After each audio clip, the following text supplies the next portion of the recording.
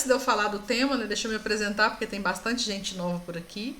Então, meu nome é Aline Ferreira, eu sou engenheira de alimentos, gestora de produção, consultora de operações industriais, mentora também de operações industriais.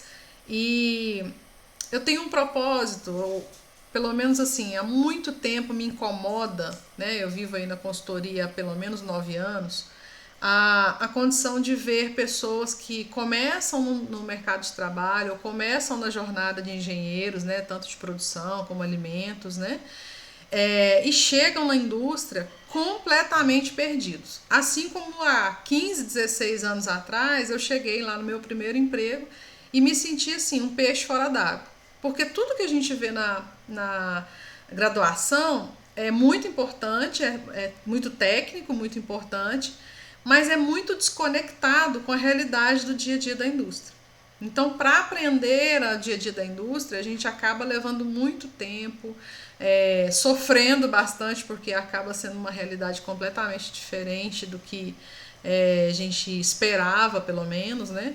E eu achei que isso tinha ficado há 15 anos atrás. E mesmo hoje, quando eu recebo pessoas lá na empresa onde eu trabalho, na minha equipe, né, que graças a Deus cresce cada vez mais, nas consultorias que eu atendo, que eu vou formando também esses gestores, e aí recebo pessoas que têm formação, mas que não têm experiência. Eu percebo o quanto é difícil fazer essa adaptação para a vida real na indústria, crescer nessa experiência, ter, né, essa vivência e principalmente ter um caminho para seguir nessa linha de crescimento profissional, né, nessa busca de uma formação prática, de experiência, mas que seja de uma maneira mais coordenada. Então, a partir disso, até pela necessidade das consultorias, eu fui desenvolvendo gestores ao longo desse caminho aí. E com a vinda da pandemia, eu percebi que existia uma demanda dos clientes, inclusive, né? Para eu continuar a fazendo esse trabalho mesmo remoto, né? Não podia ir presencial, estava toda aquela situação. E eu percebi que eu conseguiria fazer isso com mais pessoas, porque se deu certo fazendo com os clientes, né, e com as pessoas que eu estava ali já acompanhando, poderia dar certo também fazendo isso para mais pessoas. E aí o ano passado eu enfrentei o medo de entrar aqui e olhar para a câmera e olhar para vocês, né, e me desafiar mesmo, falar assim, não, agora eu acho que é a hora de trazer esse conhecimento a público e trazer mais pessoas para essa realidade. E eu comecei em agosto, fazendo alguns vídeos, então toda quarta-feira, desde agosto, então a gente está aí há pelo menos 8 meses já, né? Fazendo toda semana, toda quarta-feira, assuntos que estejam relacionados à vida real na indústria. Então tem um canal no YouTube, né? Quem quiser acompanhar aí os outros vídeos, que já tem bastante vídeo lá que a gente fez aí nessa jornada de 8 meses. E o convite continua de pé, né? Toda quarta-feira, agora em novo horário, né? Acho que é um horário que é bom para muitos de nós, porque torna mais tranquila o retorno do trabalho para casa, de organizar minimamente a rotina para sentar com tranquilidade e a gente bater esse papo aqui, né? Então, há umas 2 semanas atrás eu comecei uma série de vídeos falando sobre um assunto muito importante hoje na indústria, que é a integração entre as áreas. Muito se vê de perdas em relação a problemas que são facilmente resolvidos quando existe uma integração entre as áreas. Nós, enquanto profissionais, somos obrigados a ter interação entre as áreas, mas isso não significa que elas estão integradas, né? E aí que a empresa acaba saindo perdendo em algumas circunstâncias em função de pouca habilidade nessa integração. Então, na primeira aula nós falamos sobre, na primeira mentoria, né, no primeiro tema, nós falamos sobre a integração de produção, qualidade e manutenção, né, que deveriam ser áreas completamente conectadas e integradas, mas mesmo hoje a gente ainda vê muita divergência, muitos problemas que existem ali, e a gente discutiu lá naquela mentoria. Na semana passada a gente falou sobre compras, né, como que essa integração deve acontecer. Tivemos bons exemplos aqui, o Damião trouxe exemplos da realidade que ele vive, né, que já é uma realidade um pouco mais estruturada. Tivemos outros exemplos que trazem uma realidade não muito estruturada, enfim, a gente pode perceber que existe aí uma diversidade de situações. E aí, naquela ocasião, a gente foi desafiado a trazer o tema comercial versus produção, que já estava no radar, assim como outros também que já estão, mas aí a gente adiantou ele para poder comentar. E aí, quando a gente começa, eu quero começar fazendo uma contextualização e depois a gente vem para as discussões, até porque é muito participativo, tá, gente? Não sou só eu que fico aqui falando, daqui a pouco a gente já tem a interação com as dúvidas, as questões e as discussões. Mas eu gosto de dar uma contextualizada inicialmente para colocar todo mundo na mesma página.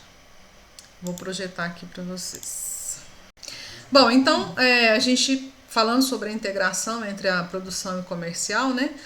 Antes da gente falar especificamente da integração, quais são as atividades, aí quem estava nas outras aulas vai saber, né? Quais são as atividades chaves de uma empresa?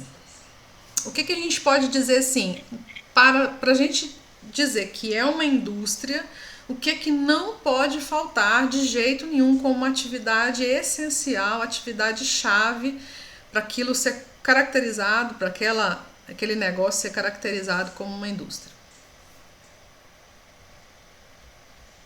Produção? Produção é uma, ou produzir, vamos colocar em verbos. Produzir, quem estava aí na aula passada tem que Vendas, saber. Hã? vendas, Vender, ok. Compras, Comprar, ok. Vamos lá. Comprar. Lucro? Oi? Lucro? Isso já é a consequência. Então eu tô falando vamos colocar em verbos de ação, porque quando a gente fala de atividades-chave, são muito bem exemplificadas em verbos. Então, comprar, ok, é uma atividade-chave. Armazenar, né, quando a gente está falando de uma indústria, principalmente que não faz um sistema just in time, né, que ou é misto ou é empurrado, ele tem que armazenar, é matéria-prima principalmente. Produzir, né, que você citou aí, Antônio. Estocar, e aí eu vou estocar o produto acabado para vender ele depois. E o vender, né? E aí tem o último que é entregar, né? Não adianta vender e não entregar, não é mesmo, Felipe? Só vender não adianta, tem que vender e entregar. Quando a com gente. certeza. É verdade. Quando a gente tem essas seis atividades chaves entendidas, né? A gente entende que essencialmente a gente tem essas atividades. Lógico, eu tenho atividade do financeiro, que é super importante, do RH, da manutenção, enfim. Tem as atividades que são suporte, mas quando a gente chama de atividade-chave, é aquela que a gente não consegue de maneira nenhuma não ter essa atividade é difícil se manter uma operação de uma indústria, por exemplo. Então, entendendo essas seis atividades chaves, a gente precisa entender o seguinte: quando a gente tem uma venda, né, o Felipe vai lá, vai vender o produto, né, que ele precisa vender, ele gera uma necessidade de compra, né, lá nos suprimentos, e uma necessidade de fabricação. Nisso, eu tenho que gerar um estoque, né? Muito provavelmente eu vou gerar um estoque de matéria-prima, vou gerar um estoque de produto acabado para que ele seja entregue e a gente alimente esse ciclo. Quando a gente tem isso, a gente precisa entender que na atividade comercial pode existir aqui, pode não, e muitas vezes há nessa atividade uma previsibilidade, por mais imprevisível que seja uma venda, a gente consegue fazer algumas previsões ou alguns planejamentos do que é necessário ou que é exigido para a equipe comercial, a equipe de vendas trazer para a gente enquanto faturamento. né? Então a empresa tem meta de faturamento, tem a meta de conquistar clientes, então uma série de metas comerciais que é muito comum, né, do ambiente comercial. E isso nem todas as vezes, ou em poucas empresas, né, principalmente empresas um pouco menos estruturadas, as que estão mais estruturadas isso já é mais comum, ter um planejamento ou ter uma visão de futuro, de um horizonte mensal, semestral, anual, em função das vendas, né, da comercialização. Para a gente contextualizar, o que é o comercial, né, que eu coloco aqui? Comercial nada mais é que a área responsável por comercializar todos os produtos do portfólio de acordo com uma política comercial da empresa.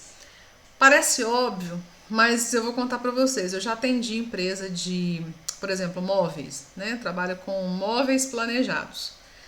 É uma dificuldade imensa da equipe comercial ter o entendimento que eles têm que vender aquilo que está no portfólio, né? Porque entende-se que se móveis planejados, eles podem fazer coisas assim extremamente mirabolantes.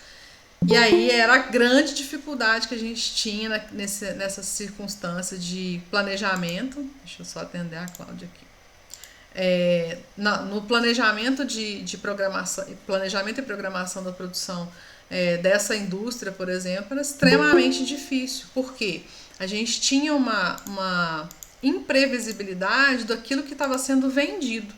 Então eu tinha um móvel, vamos pensar, uma cadeira, para ser mais simples possível.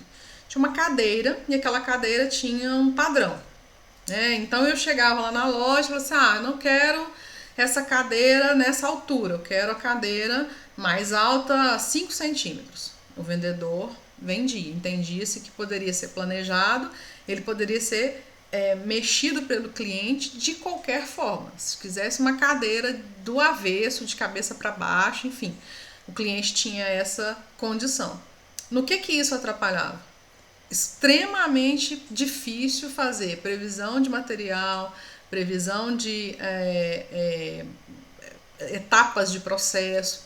Então, quando não existe uma política bem definida, e tudo é possível, né, nesse caso que eu estou dando o exemplo, dificulta muito a atuação da entrega desse produto, porque eu posso gastar uma quantidade maior de material, eu posso gastar um processo a mais para fabricar aquele produto, pelo simples fato de aumentar 5 centímetros na altura de uma cadeira, né? Então, isso é uma coisa importante a gente denominar qual é o papel do comercial nesse caso numa indústria. É lógico que existem muitas coisas que envolvem isso, eu trouxe só como um exemplo mais didático para a gente falar, né, para a gente tratar, mas que é simples, mas que a gente tem que realmente se atentar à condição do que é o papel do comercial. Em contrapartida, o papel da produção é a área responsável por transformar a matéria-prima em produtos acabados, né, de acordo com o produto ou com o portfólio pré-determinado pela empresa, né? Então eu não posso sair inventando coisas que são diferentes que aquilo que já está definido em portfólio, a não ser que seja uma pesquisa e desenvolvimento, né? Mas aí é uma outra área, assim como a gente já tem a colega aí que está estagiando na pesquisa e desenvolvimento. Mas, a não ser isso, eu preciso seguir exatamente aquilo que já está padronizado. E lógico, né? Dentro das condições de qualidade, dentro do tempo que a gente precisa para entregar, né? A gente tem que respeitar todas essas condições.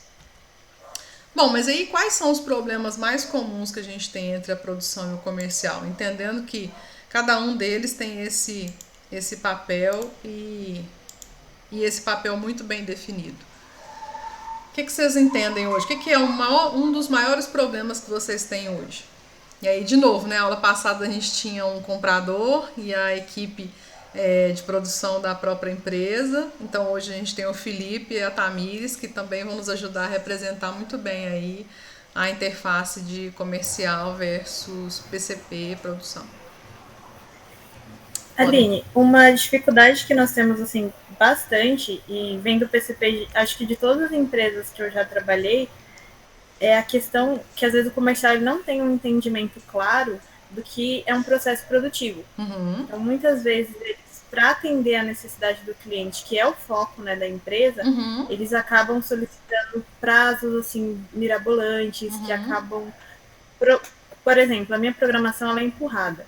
Uhum. Então, toda vez que algo é adiantado, isso vai. Tudo que eu tenho na frente gera um atraso. Uhum. Então, às vezes, para que a gente surpreenda um cliente, a gente prejudica 10, entendeu? Uhum. Então, o que eu gostaria de ter mais entendimento é como deixar claro, né, para uma equipe comercial, para que ela entenda como funcionam os processos, sabe? Alguém já apresentou os processos para eles? Já, Aline, pode falar, Felipe, a gente já Já, Felipe, apresentou, né? você já deu uma volta na fábrica, Felipe? Oi, Aline. Vamos lá. Eu estava como vendedor, né? Aham. E virei coordenador de vendas e conheço bastante aí essa parte produtiva da fábrica. Nós se falamos bastante, eu e a Tamires, né? Legal, Ela é legal. nossa responsável aí pelo PCP Aham. da nossa empresa, né? Que faz todo o planejamento e controle de produção. No nosso caso bem específico, nós trabalhamos com o ramo de implementos rodoviários, né? Uma das maiores, é a maior empresa hoje da América do Sul em lona para cider, na onde tem o nosso gargalo, né? Que é um dos nichos do nosso negócio, onde a Tamires trabalha na indústria. Nós atendemos a maior parte das montadoras aí do país. E o meu maior gargalo, eu até entendo bastante a Tamires, são as montadoras. Elas fazem pedidos com excesso de urgência, né? Talvez a Tamires viu a mensagem de hoje, eu vou dar um exemplo. A Mois acabou de fazer um pedido às 17h37 que ela precisa de 10 pares de lona para carreta no primeiro horário na sexta-feira, né? Só que é algo que está enraizado na cultura da empresa pelo nosso CEO, né? E ele faz esses atendimentos, então acaba fazendo todo esse processo de empurrar os meus outros clientes, que são as transportadoras ou montadoras menor. Eu entendo que é um processo que prejudica muito, mas está muito enraizado na cultura da empresa. O que eu consigo, como coordenador de vendas, tentar não causar esse gargalo na produção, eu tento, mas é bem complicado quando a ordem vem de cima e é para fazer, então faz. Entendi. E é uma coisa interessante, Felipe, que eu também atendo algumas empresas que sofrem esse estrangulamento por serem pequenas, né? E é é a lei da selva, né? Maior, como é que é? Os grandes obedecem os pequenos, uma coisa assim, né? Não dizendo da pessoa que te pediu para fazer isso, mas as empresas, né? Vamos entender aí que o tamanho dessa eu não conheço, mas eu estou entendendo que ela é bem maior, né? E aí ela tem um poder de pressão, um poder de importância no faturamento, que é a dica que eu queria te dar, é de quando for fazer talvez uma. Porque se você entender, né? Vamos pensar assim, só situações. Se você entender e conseguir mostrar em dados que empresas ou essas montadoras têm uma participação muito relevante no faturamento da empresa e que faz sentido a gente priorizar, né, o atendimento delas em função do faturamento que elas trazem para a empresa, a gente vai ter uma condição de tentar trabalhar processos, se existirem processos de pré-preparo ou de deixar previamente pronto alguma etapa, enfim, não conheço o processo de vocês, eu estou só jogando situações. Agora, se como coordenador você consiga provar que além de não ser um cliente prioritário em termos de faturamento, ele traz faturamento, status, uma série de situações que são avaliadas. E ele ainda traz uma ruptura em outros clientes que trazem mais faturamento, é realmente uma condição a se avaliar e mostrar mesmo para o dono da empresa, olha, a gente culturalmente, como você mesmo colocou, né, tem essa condição de atender montadora, e aí nós estamos trabalhando um sistema puxado com um sistema empurrado, ele não casa muito bem, né? Se você tivesse condições de manter uma lona em estoque, que eu acredito que não é o caso, né? Por ser impressão, parece que elas são personalizadas, né? Se eu entendi bem, não tem como você ter estoque prévio para atender essas empresas. É de fato se avaliar como se o cliente é prioritário ou não. Agora, tem clientes que você consegue, ou tem tipos de produto que você consegue trabalhar em estoques, né? Porque aí a gente vai começar a fazer no jogo do PCP essa análise junto com o comercial. Por isso que é tão importante, a mesa tinha que ser quase uma do lado da outra, porque o entendimento, aí no caso comercial, Tamires, precisa ser também tanto quanto o entendimento do processo produtivo. Não adianta eu entender só o processo produtivo e deixar o cliente a ver navios. A gente também precisa entender e saber condicionar até para quem são os tomadores de decisão. Olha, esse cliente aqui, por mais que a gente queira atender ele nesse nível de urgência, ele não é um cliente que traz para nós uma condição de faturamento relevante. Ele está trazendo mais transtorno do que faturamento. E eu já tive situações muito semelhantes de clientes, por exemplo, que tinham um grau de estresse e de ocupação de fábrica, e a hora que a gente foi estudar isso para entender quão relevante era para o faturamento, ele dava prejuízo. Então, é uma situação que precisamos muito olhar para isso, para entender como que é o contexto. Pode falar, Felipe. Daqui a pouco eu te chamo, é só para a gente fechar esse raciocínio aqui, tá? A gente tem assim, na parte das montadoras, 62% do meu faturamento vem delas, né? Uhum. Então fica bem complicado, não é um produto que eu consiga fazer com estoque. Alguns produtos que a gente consegue ter em estoques, eu até conversei com o gestor de produção, ele sugeriu até colocar alguns produtos que sejam tetos. Os tetos das carretas a gente consegue colocar porque a gente tem um padrão do que sai mais, né? Uhum. Então a gente até colocou isso em estoque. Agora as laterais, elas são feitas por milímetros, então a gente não consegue gerar nenhum tipo de estoque nisso, né? Eu tento estar bem próximo aí do PCP, eu acho que a gente se fala bastante, mas existe realmente esse ponto crítico nosso na parte dessa briga entre o comercial, né, e a produção, com essas entregas urgentes. E, infelizmente, hoje, na realidade da nossa empresa, o urgente, ele virou, como que eu posso dizer? Quase normal. Que uma rotina. É rotineiro. Então, assim... e não existe, e aí todos que estão aqui, né, quando a gente vai pensar em programação, a gente tem que tentar pensar em estabelecer algumas previsibilidades, né, da condição de venda. O teto, você disse que o teto é padrão, mas, por exemplo, se eu estiver falando de uma carroceria, de uma carreta, ela pode ter diferença de milímetros de uma para outra, e aí você não consegue ter um padrão para poder executar esse projeto. Nem que fosse um padrão assim, digamos que variasse 10 centímetros de um para outro. Você ter a medida maior só para recortar e fazer o padrão menor. Não teria isso. Não, a gente não consegue porque cada montadora tem um padrão, né, de acabamentos, e as medidas das carretas, elas são diferentes de altura e de comprimento, né? Eu acho que a Tami pode até explicar melhor nessa parte. A nossa previsibilidade seria do nosso histórico mensal de produção. Sim. Então, geralmente, nós produzimos 13 mil a 14 mil metros, sem ter os booms, né?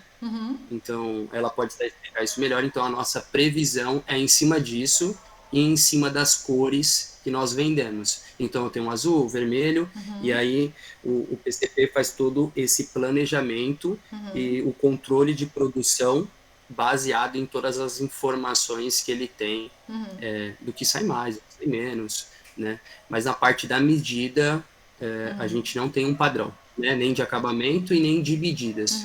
Se a Tami puder explicar melhor essa parte aí. Aline, o que ele está querendo dizer é que o nosso item ele é configurável. Sim. Então, cada pedido que eu tenho, ele pode levar uma arte diferente, ele pode ter um fluxo de processo não sequencial, ele pode ter um fluxo único. Então, é totalmente diferente. Cada cliente, ele customiza o tamanho da lona, a cor da lona, se vai arte, se não vai arte, se vai passar pela pintura ou pela impressão. Então, Flávia, nem o padrão em frotas diferentes. Então, mesmo que a arte seja a mesma, o tamanho pode ser diferente. Os veículos são diferentes. O que eu entendo aí que a gente vai, né, nesse caso, como exemplo, a previsibilidade do cliente versus o tamanho dos veículos seria uma tentativa, né? E talvez um critério. E aí, por isso que lá é sempre importante o comercial e o PCP estarem muito juntos, um critério de prazo para as entregas. Porque quando você trabalha com itens que são personalizáveis, é mais difícil a gente cumprir esse prazo, né, nessa loucura aí de menos de 48 horas. Né? Então, entendo as dificuldades das duas áreas, mas à medida que a gente estabelece alguns critérios e que esses critérios precisam ser valorizar sempre o faturamento, sempre valorizar o cliente fiel, né? E aí a gente consegue traçar muito mais um formato de parceria, principalmente nesses clientes que são mais fiéis, entendendo também a dificuldade do processamento e da condição de ser muito personalizado, né? Não tem um padrão de tamanho, às vezes não tem um padrão de arte, enfim, são coisas que realmente são desafios, né?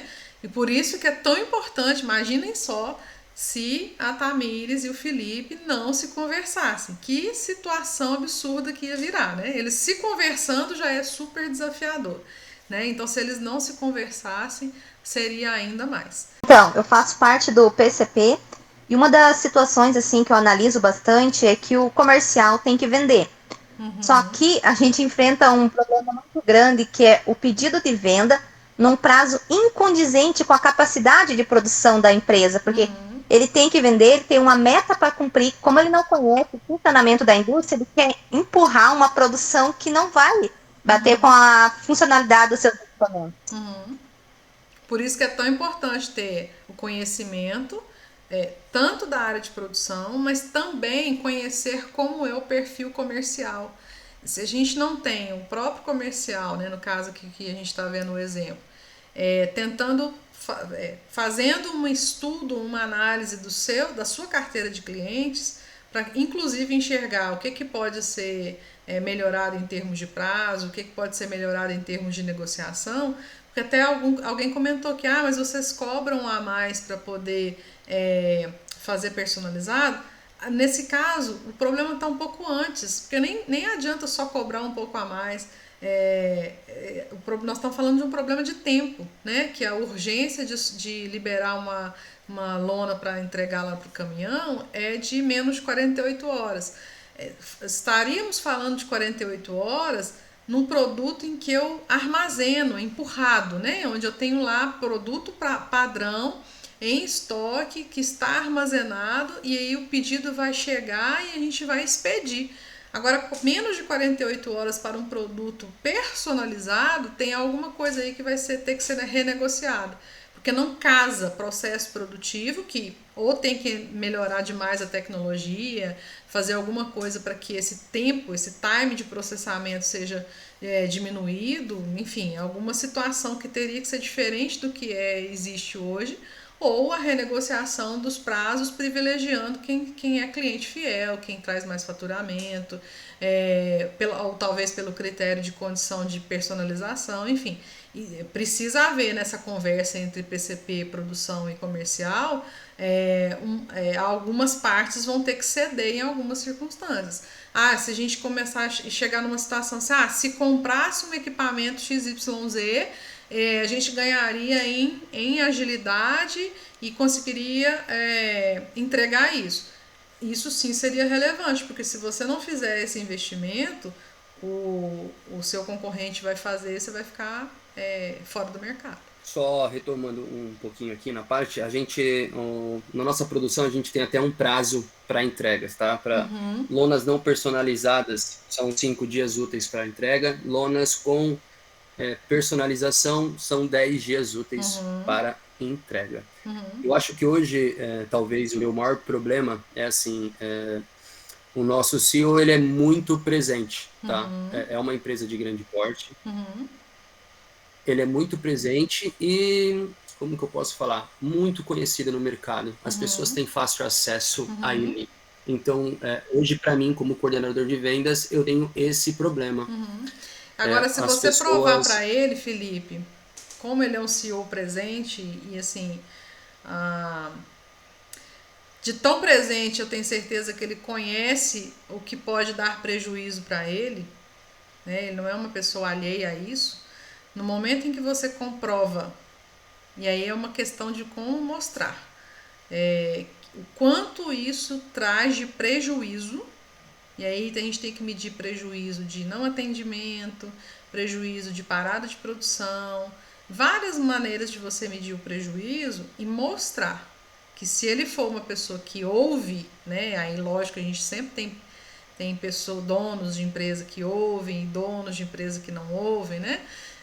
Mas se ele é muito presente, eu tenho quase, poderia chutar aqui que quase certeza que ele ouviria quando o assunto fosse dinheiro. Né? É uma maneira muito sensível da gente convencer, né? Porque eu entendi, o que você quis dizer é que isso é uma exceção, e é uma exceção muito característica da presença, né, do CEO, né, da empresa, e que enquanto ele estiver entendendo que isso é possível, porque ele só vai fazer isso porque se ele entende que é possível, não vai mudar, né? Você pode fazer vários malabarismos que não vai mudar. Agora, se ele entender, e a gente trabalha com pequenas empresas, no seguinte sentido, olha, você é o dono da empresa, então agora a gente tem algumas situações que causam prejuízo, como essa, por exemplo. Então, se você ficar refém de querer dar, né, ficar bem com o mercado, ou ser muito conhecido, olha, agora quem decide isso, eu tenho uma equipe, eu agora trato só de situações XY, não trato mais disso. Conversa lá com o Felipe, o que o Felipe fizer para você tá feito. Então é quase um trabalho de educação do empresário. E aí é uma condição que não é simples, não é só chegar lá amanhã e falar assim: oi, tudo bem? Então, eu vou te mostrar aqui que não dá pra gente fazer igual você tá falando que tem que fazer e tudo certo. É um trabalho de educação continuada. E o dinheiro ou a sensibilização pelo lucro, ela é muito boa. Pode ter certeza. Na hora que você falar que tá perdendo dinheiro, a coisa muda a de figura. gente tenta fazer um pouco desse trabalho. Eu tenho talvez um pouco mais do que a Tamires, eu lido diretamente um pouco mais com ele, né? E com o nosso diretor, que seria o filho, né, dele. Mas ainda é um pouco difícil de conseguir mudar essa rotina na empresa, porque ele é bem presente e às vezes eu, como coordenador, tento fazer esse processo dos dias corretos. E mesmo a empresa sendo muito grande, as pessoas acabam ligando para ele e ele coloca isso em produção, né? E, infelizmente ou felizmente, a nossa produção ela é muito competente e sempre acaba entregando no prazo, só que isso gera um estresse emocional, né, bem grande, né, com todos, porque a produção acaba parando tudo que estava fazendo com o restante dos clientes. Isso, como a Tamires disse, gera um gargalo imenso com os meus outros clientes, né? Mas a gente consegue entregar nesses prazos que até me surpreende às vezes, né? Igual esse pedido que eu comentei pro agora à noite, né? E precisamos tomar as decisões e vamos fazer o pedido. Isso vai me atrasar. Hoje tem uma equipe à noite trabalhando nesse pedido para conseguir fazer essa entrega no tempo que foi solicitado pelo nosso cliente. Não queria que fosse assim, né? Eu tento, como coordenador, tentar gerir minha equipe para eles não ficarem exceção é exceção. E o que eles não conseguem entender que seria somente uma exceção e que isso não deveria virar um hábito diário. E O caminho é esse corriqueiro. mesmo, é você buscar comprovar. Lógico que no começo você vai continuar fazendo, mas toda vez que acontecer, é levar e falar assim, olha, sabe esse pedido aqui? Eu queria mostrar para você o que ele impactou. Nós tivemos uma parada de X minutos para fazer troca, tivemos uma perda disso, daquilo, nós atrasamos o pedido tal e tal e tal. Isso gerou, se a gente transformar em dinheiro, né, em reais, X mil reais de perda. Eu duvido que água mole e pedra dura. Toda vez que tiver isso, você mostrar que teve perda, se ele não for sensível à perda, aí eu vou te falar, viu? Esse é muito diferente. Mas eu tenho certeza que ele vai pelo menos falar assim, mas como assim? Me explica melhor. Não, quando a gente para, acontece isso, acontece aquilo outro, etc e tal.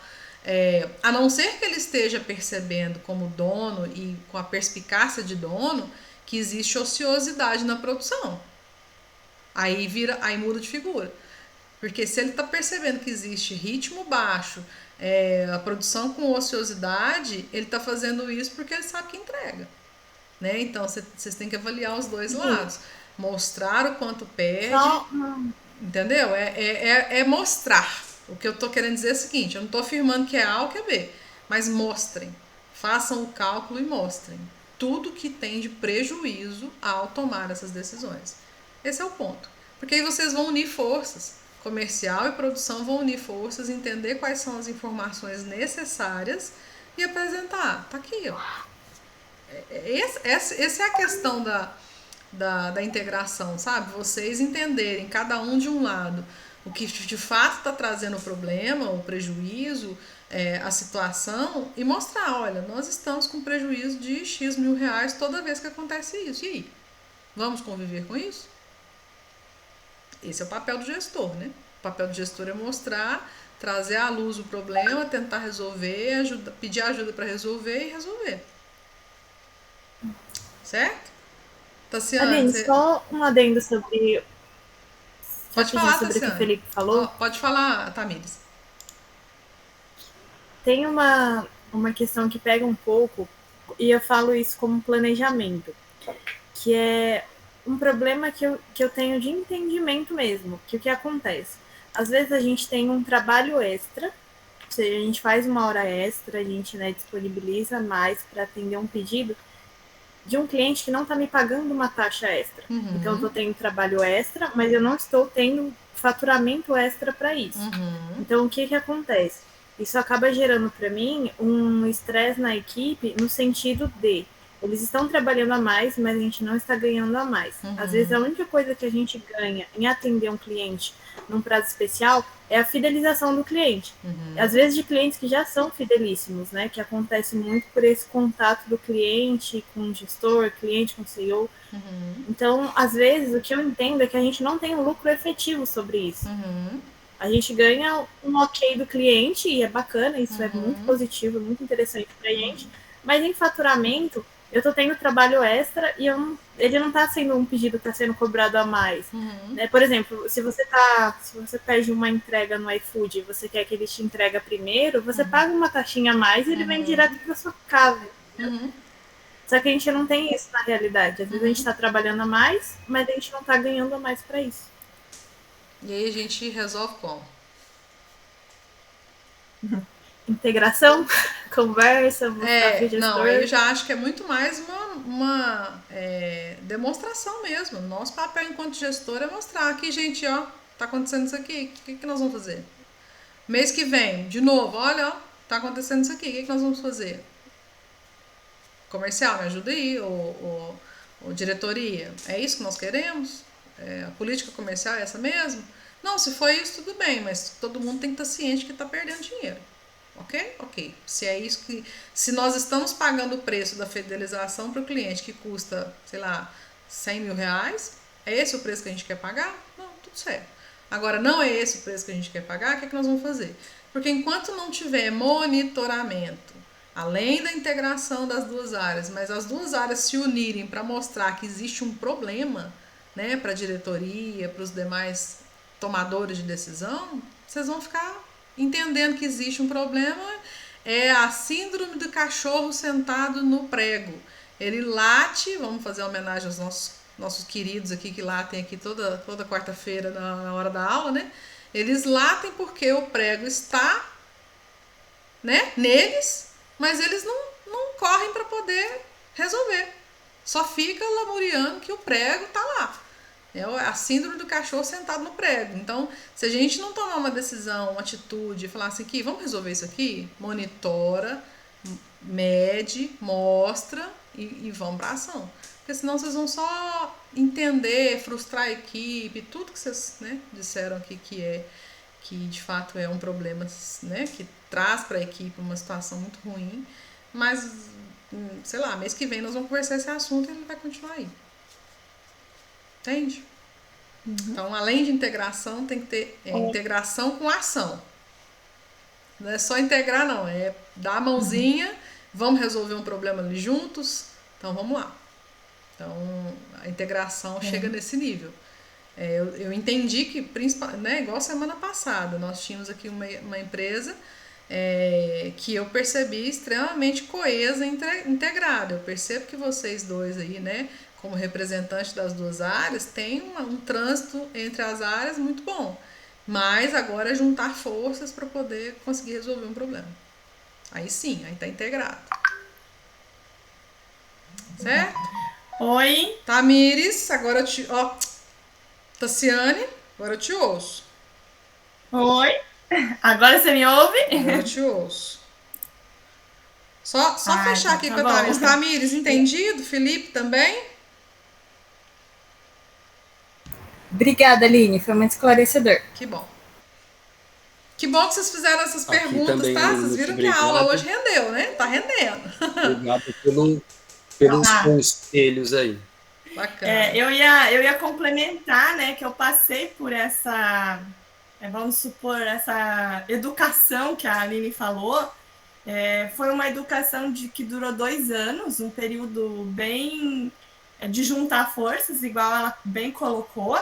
E o ponto que eu enxerguei, Tamires, e talvez você vai ter mais, eu sou do PCP também, então a gente tem mais a amplitude nisso, foi buscar mais pessoas. Por exemplo, eu fui buscar o custo, então eu fui medir o custo de tudo o que eu tinha que atravessar no meio, desde as horas extras, setups de excesso, matéria-prima que não causa ruptura no momento, mas eu consumo ela para produzir um item que não estava planejado naquele momento, e quando entra um pedido do cliente que realmente deveria ser aplicado aquela matéria-prima, eu tenho ruptura.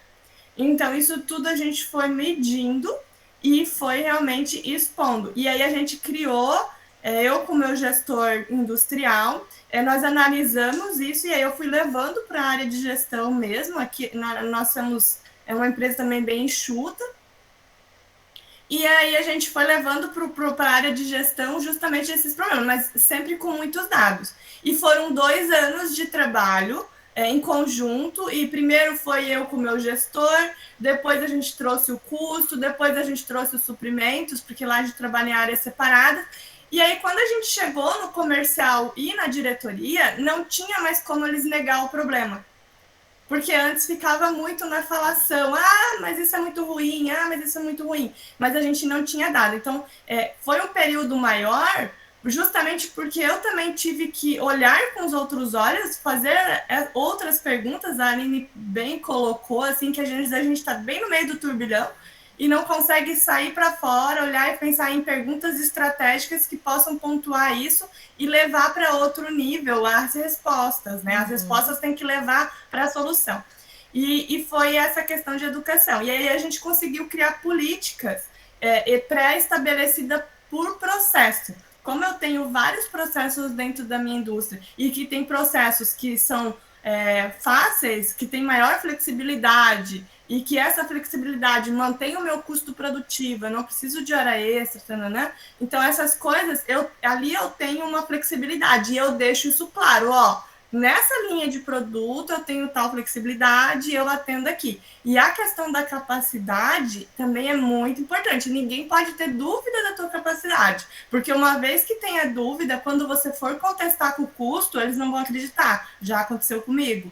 Então, eu tive que dar um passo atrás, por isso que levou também mais tempo, de mapear tudo, não tinha mapeado tudo essa capacidade, toda a parte de processos, então a gente levou bem mais tempo, porque a gente teve que envolver mais pessoas, mais equipes, mais responsáveis, para que a gente pudesse ter realmente os dados e chegar no nível superior, né, da empresa, chegar no nível máximo e poder estabelecer políticas mínimas. Então, hoje nós temos política. Não, ainda tem pedido com urgência? Com certeza, ainda tenho.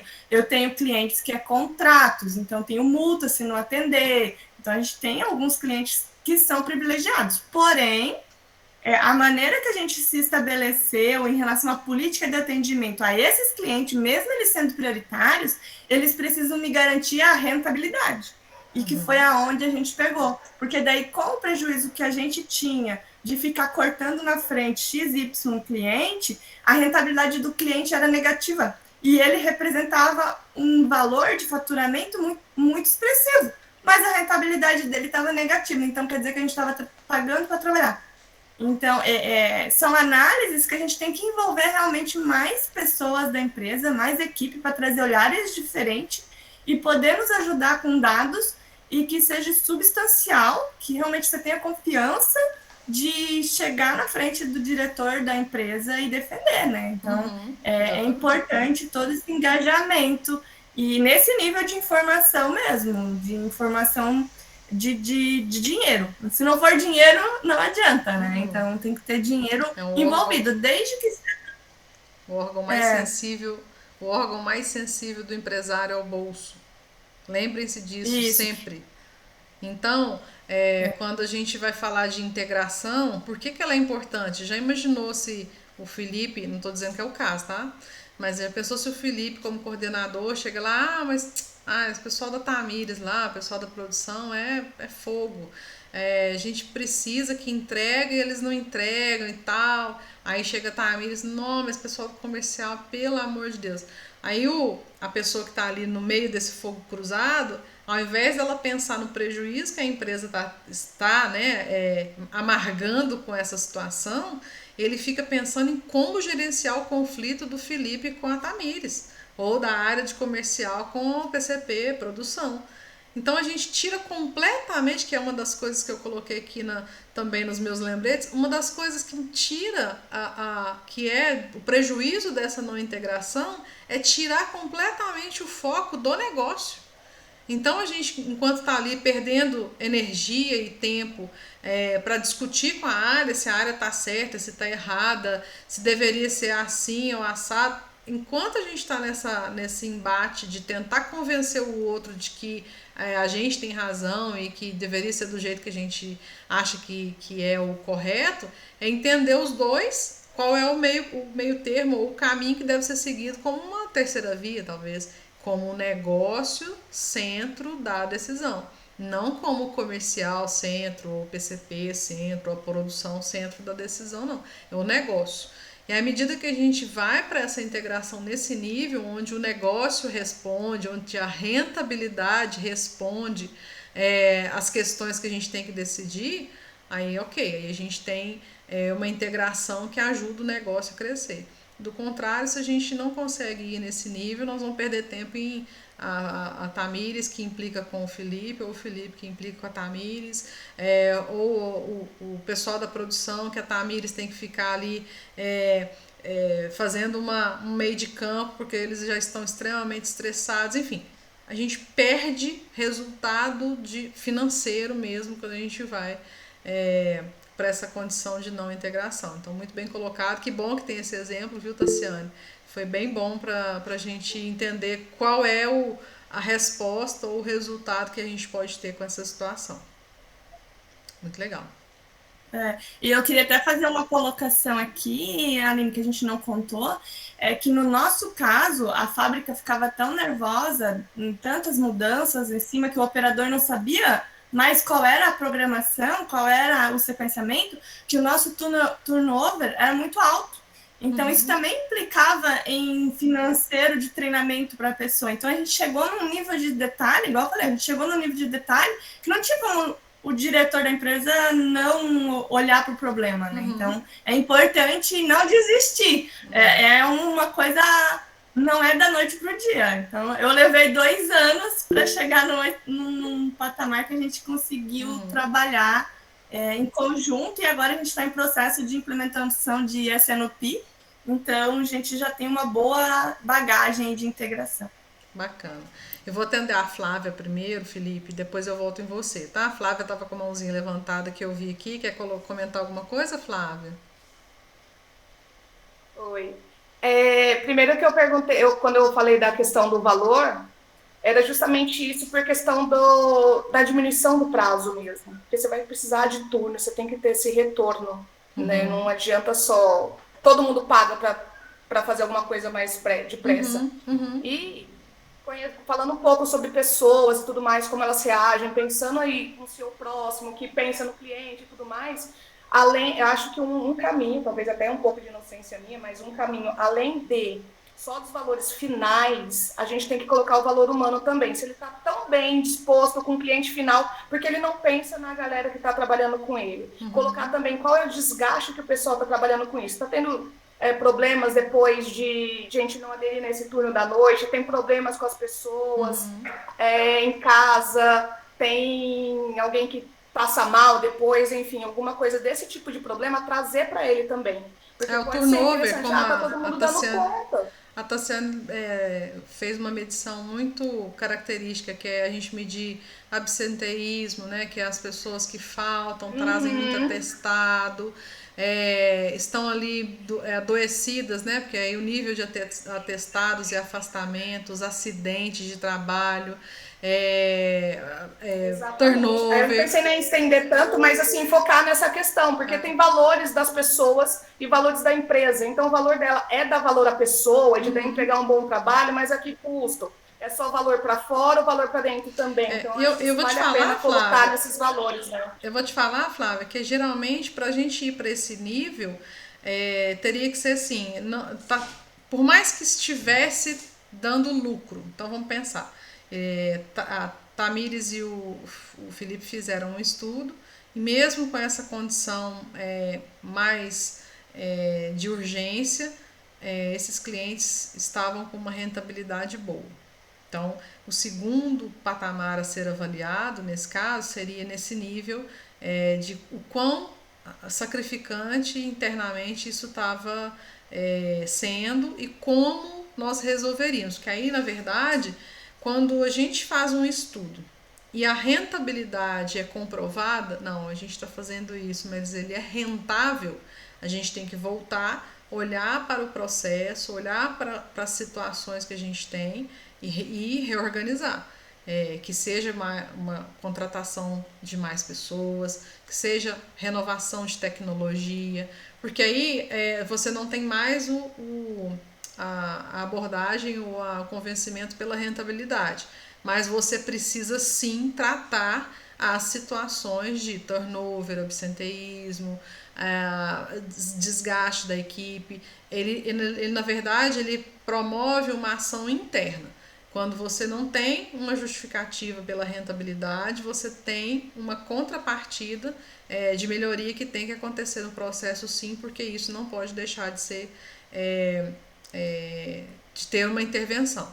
Mas, né, se chegar numa condição já imediata de que não é rentável fazer isso, ele não vai nem chegar nessa condição de avaliar pessoas, porque já vai ser tão óbvio, né? Como a gente falava aqui que o órgão mais sensível do empresário é o bolso, então já vai ser tão óbvio que não vale a pena, que a condição de evidenciar o turnover, o acidente, absenteísmo é só como um reforço, né? De qualquer maneira, a gente estou lendo aqui, já resolve, de qualquer maneira vai ser resolvido, mas a justificativa vai ser muito mais como um reforço de porquês, né, da gente melhorar aquilo, do que efetivamente uma condição de resolver só pelo desgaste da equipe, ou pela absenteísmo, turnover, etc. Né? Então, ele serve como um reforço ou ele precisa ser melhorado independente da rentabilidade. Certo? Felipe? Então, eu entrar nesse assunto aí da rentabilidade. Hoje, mais ou menos, aí nosso markup sempre na venda é de 2,2, né? A conta que o nosso CEO ele acaba fazendo, ele é muito inteligente, né? Lidera ali como que eu posso falar? Ele é muito sábio, né? Mas no final do mês ele faz uma conta do que foi produzido, faz a divisão e vê se bateu o mínimo do markup dele.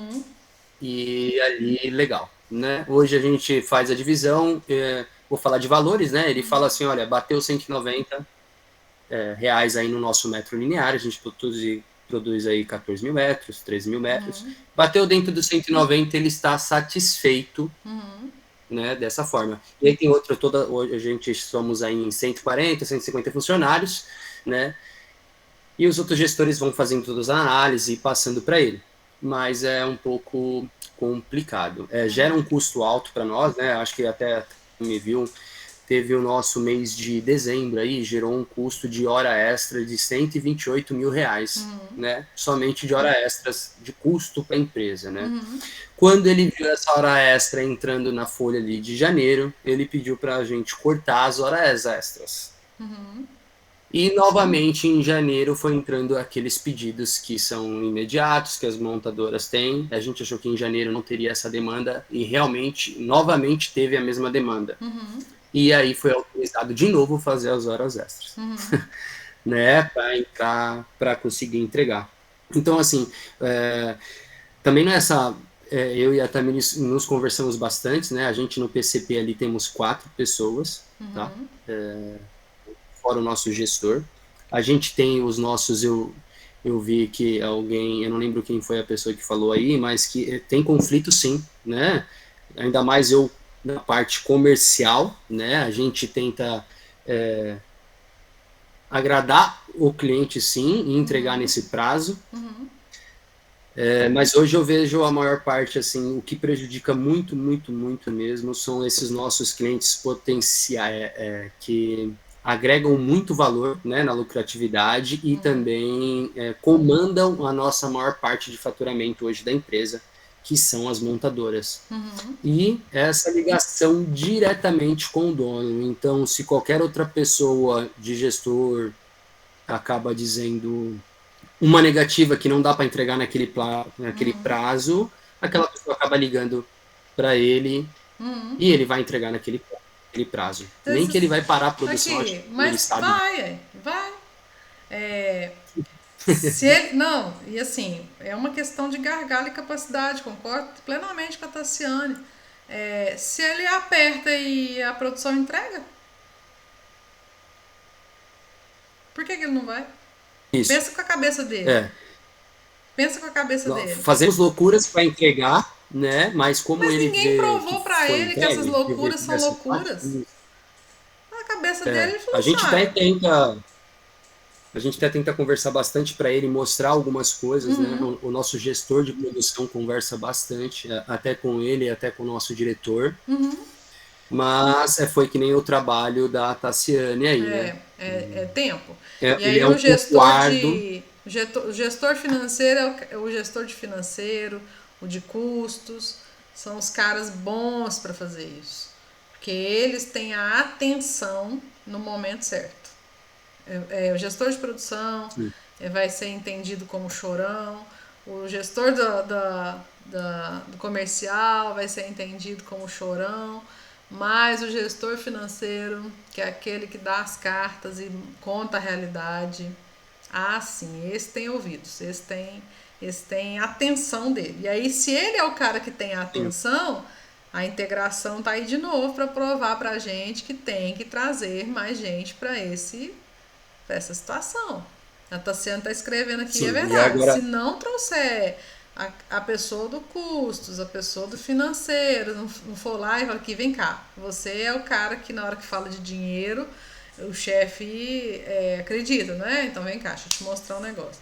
Eu tenho certeza que se você convencer não, né? Demonstrar para quem cuida de financeiro e custo essa situação e conhecendo os diversos analistas, né, e a característica de pessoas mais econômicas, né, que sempre estão ali pensando no custo das pessoas que estão à frente do financeiro, nossa, não tem dúvida que eles no momento certo, oportuno, vão mencionar sim que existe uma perda e essa perda tá alta, tá grande, que precisa ser olhado para aquilo. Então a integração, a graça da integração é justamente essa. Se você não tem força sozinha, você, a Tamires, que sejam os outros gestores de produção, gente, traz mais gente, vamos integrar. Não deu certo, não funcionou, não, vamos trazer mais gente. O que nós precisamos trazer mais aqui para essa equipe? Até vocês acharem um caminho, porque cada empresa tem o seu caminho. Eu costumava dizer na consultoria eu trabalhei numa equipe de consultoria também, né, antes de trabalhar sozinha. E lá a gente tinha uma máxima de que de vez em quando dava vontade de demitir o dono, em algumas circunstâncias. Mas aí o que era o nosso papel? Educação, mostrar, às vezes a via de acesso vai ser diferente da via de acesso que a Tassiane passou no trabalho dela. Então, se vocês vão tentar entender qual que é a via de acesso para que você consiga levar essa condição a uma situação diferente.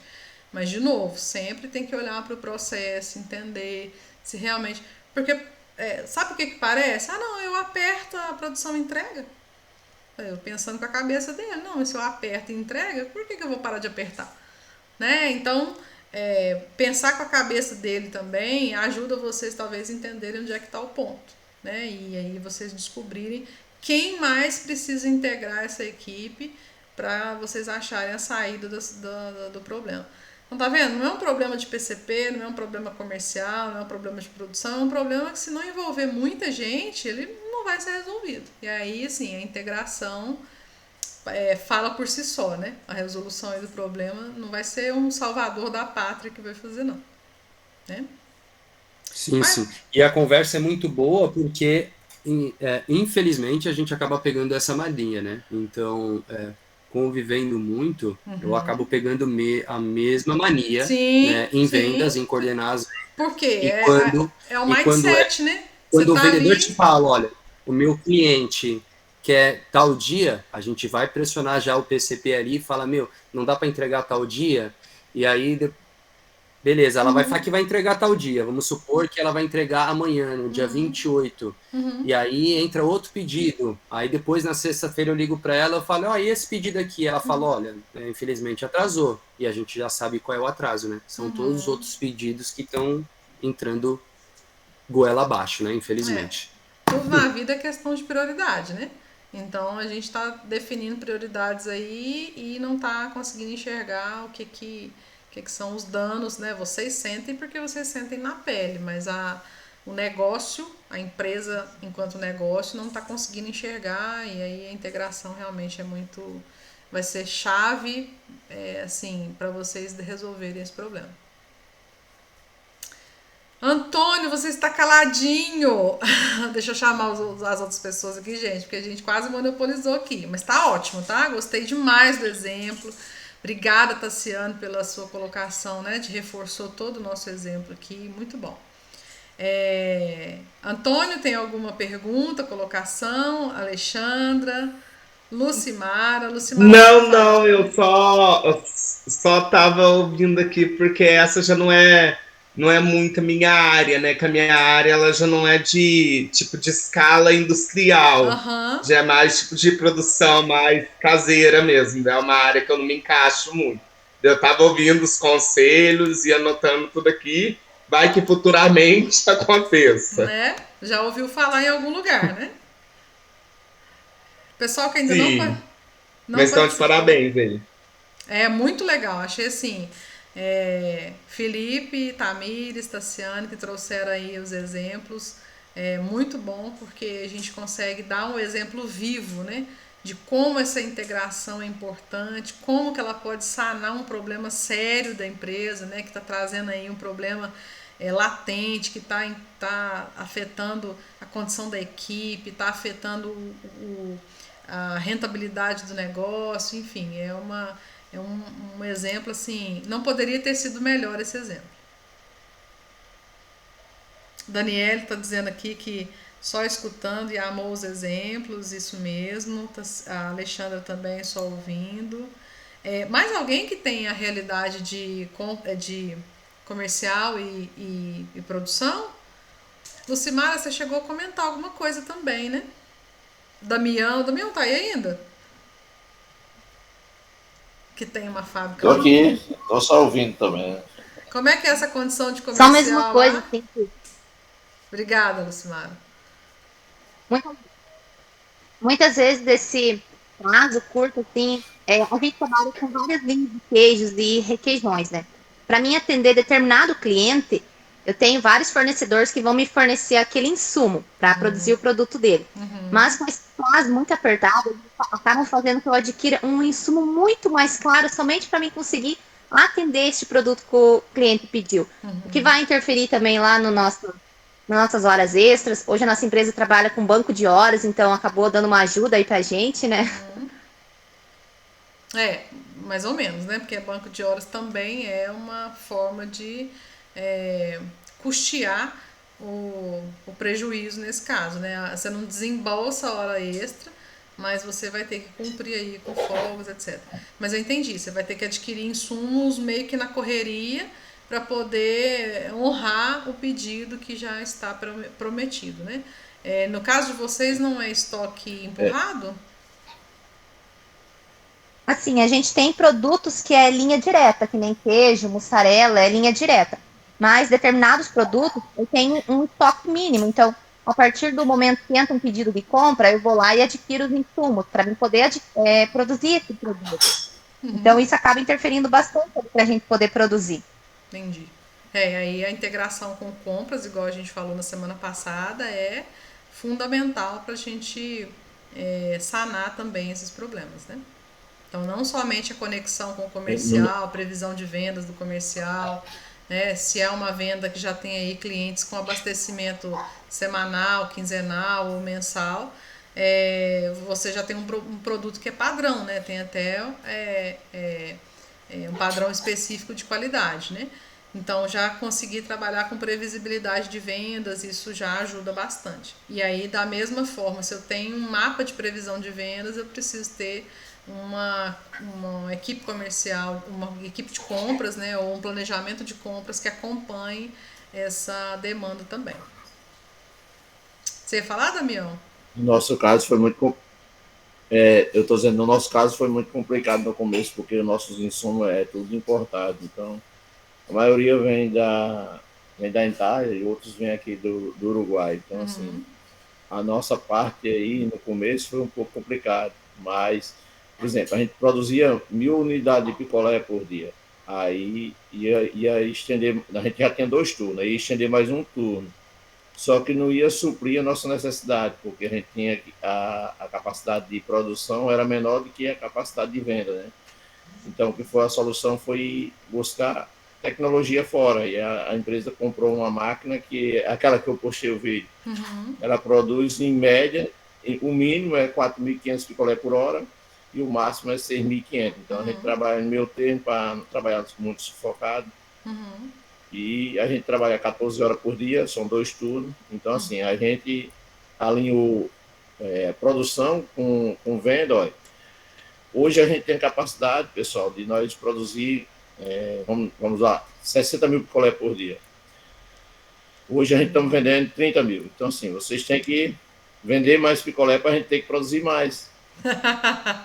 Então foi interessante. Você foi para cima do comercial, né? Vai vender, meu filho, porque picolé aqui agora vamos vender que nós tem agora nós temos capacidade para produzir. Então, assim, foi bem interessante levar o pessoal de vendas para dentro da empresa, mostrar, tá aqui, ó, a nossa capacidade aqui. Hoje, o nosso mundo aqui é um mundo real, nossa realidade é essa. Então, a gente estamos aqui, vamos produzir e vamos esperar que vocês vendam. Leve o conhecimento que vocês estão adquirindo aqui dentro da produção, leve para nossos clientes lá na ponta, que ele não sabe que nós temos essa tecnologia, mostre para ele e veja o que vocês podem vender. Então, assim, está sendo muito produtivo. O conhecimento de venda, o pessoal de venda com a equipe de produção, nós estamos buscando vender mais, né? A nossa meta até 2025 é vender Norte e Nordeste. Ah, vocês tinham que chegar aqui mais rápido. Eu vou ficar passando vontade desse sorvete. Como é que pode? Não vai. Vou ser feliz, não. Vou ter que ir no Nordeste para tomar um sorvete. Não dá. Mas Então, isso, e a Alexandra Daniel, já prometeu que vinha, a Alexandra claro disse que ia aparecer, promessa né? é dívida, meu filho. Eu vou. Mas buscando Então, nesse exemplo seja seu, bem-vindo. obrigada, vou sim. Vou passar aí primeiro, Alexandre. Não tem. Gente, pode ter certeza. Eu vou começar na Bahia e vou fechar lá no norte. Pode ficar tranquilo.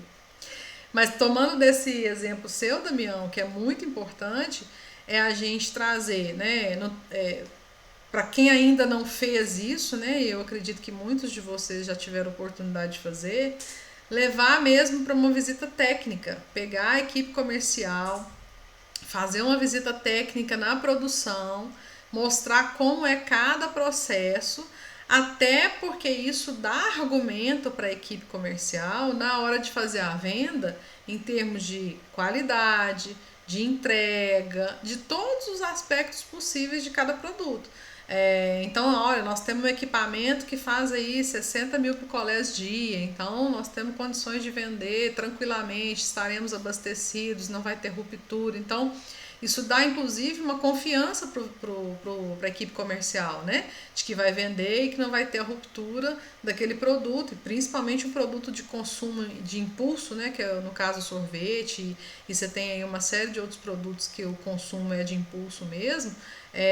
Não vai dar para esperar a entregar, né? Se eu quero tomar um sorvete e eu chegar lá e não tiver o seu, eu vou tomar o do concorrente, porque eu quero tomar sorvete naquele momento, ponto, né? Então, precisa muito desse conhecimento das equipes e também a produção conhecer qual é a política de venda. Não é só a equipe comercial conhecer a produção. Será que a produção também não deveria, e aí eu estou chamando atenção para que deve, de fato, conhecer qual é a política de venda? Ah, eu faço entrega, dê mais um, então na hora que o pedido já chega aqui, no dia seguinte ele tem que estar lá no meu cliente. Quais são os, né, isso, Tassiane, quais são os principais clientes da empresa, como que a gente recebe esses pedidos, qual que é a dinâmica, é quinzenal, é semanal. Então, quando a equipe de produção também tem conhecimento dessas informações, eles cuidam para que as coisas aconteçam de uma maneira favorável. Ah, chegou o pedido do, sei lá, vou citar aqui, Carrefour. E aí o Carrefour um volume muito grande e tal. Então a gente sabe que existe ali, tem que ter uma força-tarefa, porque é um produto às vezes específico, e a gente precisa dar conta de cumprir aquilo ali num tempo hábil. Tudo isso também colabora muito para que a gente consiga cumprir os prazos, que são geralmente mais apertados, em clientes mais estratégicos. Então é uma via de mão dupla, né? Tanto levar a equipe para uma visita técnica, quanto apresentar mesmo para a equipe de produção quais são as políticas de venda, políticas comerciais que geram aí as demandas de produção. Pessoal, muito obrigada, né? Nós vamos fazer agora, antes de finalizar, nós vamos fazer a nossa foto bem bacana. Agradecer todos vocês que estiveram aqui na aula, foi assim, muito bom mesmo a discussão. Espero ter ajudado aí, Tamires, Felipe, pelo menos a abrir aí a mente para algumas possibilidades, né? Para a gente tentar melhorar essa integração aí na indústria. Para quem aí hoje ficou só de ouvinte, né, que tenha sido proveitoso para vocês entenderem o quão importante é essa integração da produção, do PCP com o comercial, o quão vivo é isso, né, dinâmico, então o tempo todo a gente está aí nessa interação. E convidar que semana que vem a gente já vai ter outro tema da integração. Eu vou colocá-lo no grupo para a gente definir qual dos dois, né, a gente tem 2 temas aí que dá para dar o que falar também em relação à integração na indústria. E tirar uma foto aqui, que nós vamos abrir as câmeras, as câmeras agora, para a gente fazer uma foto bem bacana da turma. Vou marcar vocês lá, mandem para mim os arrobas do LinkedIn, do Instagram, para eu marcar vocês e a gente ter lá uma integração bem bacana também nas redes sociais.